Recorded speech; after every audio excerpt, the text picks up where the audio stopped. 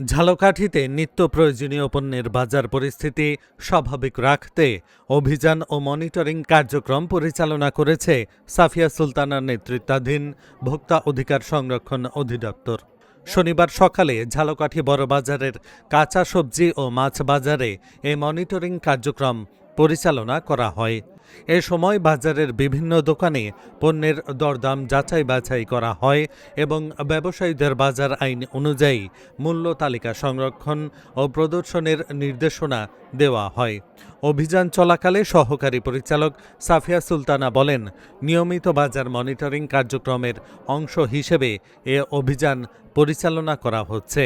এর মাধ্যমে ক্রেতাদের সবজি ও মাছ বাজারে ভোগান্তি কমানো এবং ন্যায্য মূল্য নিশ্চিত করার চেষ্টা করা হচ্ছে।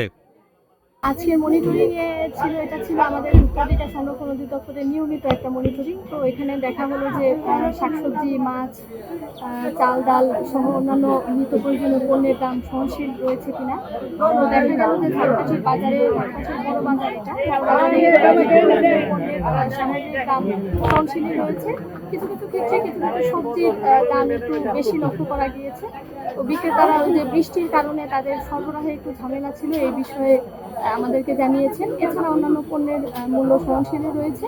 অন্যান্য যে কাঁচা সবজি বা অন্যান্য ফল যেগুলো রয়েছে, তরমুজ বা অন্যান্য মৌসুমী ফল, এগুলোকে আমি ভাউচার রাখার জন্য, ক্রয় রসিদ রাখার জন্য আমি নির্দেশনা দিয়েছি এবং যে সমস্ত দোকানে মূল্য তালিকা ছিল না তাদেরকে মূল্য তালিকা প্রদর্শনের জন্য বলা হয়েছে।